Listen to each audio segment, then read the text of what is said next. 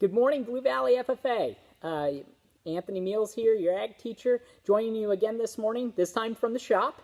And I'm been really excited seeing some of the pictures that have come in on your SAE projects. And several of you are choosing to do some painting projects. And that's the topic of today's Blue Valley Ag Ed Daily. And so we're just going to talk very briefly, quickly on some safety and then some techniques that you can use there at home.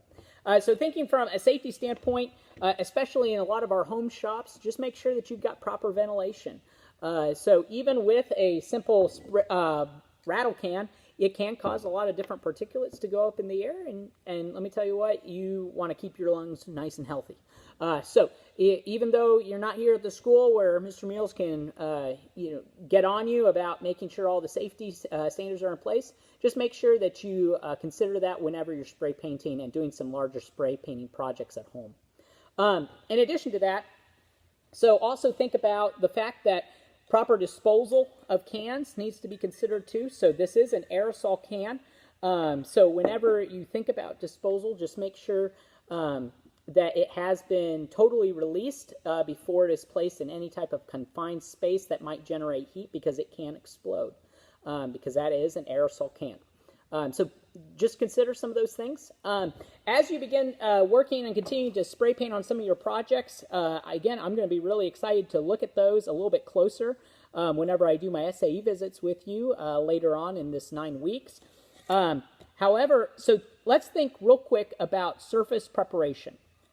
So to do a really nice spray painting job, you're going to want to make sure that your work surface is very clean. So whenever you think about making a surface clean, there's a couple ways that you can do that. If it's metal, it might require a little bit of grinding to get some rust off. It might require you taking a steel brush out. If you're working with wood, it might require a little bit of sanding and some prep work there. In addition, particularly after grinding or sanding, you're going to want to take a clean shop rag or some type of emery cloth that you can run along that surface to get any finer particulate matter removed off your work surface before you begin spray painting. Some of the reasons why that's important is because that's going to help prevent chipping of your project later on. The other reason, too, that it's going to be important is because you can see some abnormalities. Wow, Mr. Meals can't talk either.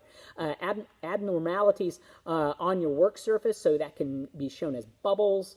It can cause discrepancies in the surface. So just things, if you want to take pride in your project, you want to take pride in the projects you're building at home, well, make sure that you have a clean prep surface before you start spray painting. So some other last bits on tips on techniques. So think about, for sure, you're going to want to make sure that you have shaken your rattle can completely. And then just again, I've seen sometimes in the shop where we want to go right up close and we want to try spray painting. You want to give yourself at least 8 to 12 inches from the distance of your work surface. So 8 to 12 inches, run nice even coat across. And again, you're not doing a single coat. This isn't a one and done type of project. So you're going to run several different coats on there. So you want to do an even coat each time. And it's going to probably require 3 to 4 different coats to be able to make that work. So again, take your time.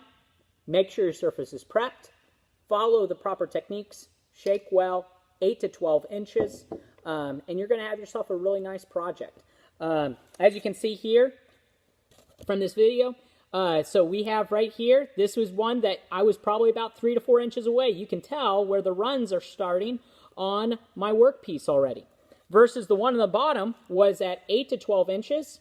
And again, not fully coated on there, so I'm going to take my time. I'm going to run that over a few more times. Again, keeping the proper distance. And I'm going to run a couple coats.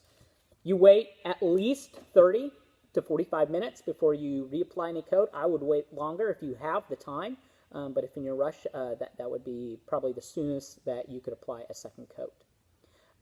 Hey, I'm excited to continue doing these with you. Look forward to my next video tomorrow. Today's question is going to be posted in the comments, is going to be posted in the description below. So I'd be interested in if you guys were paying attention. Okay, take care. See ya. Bye.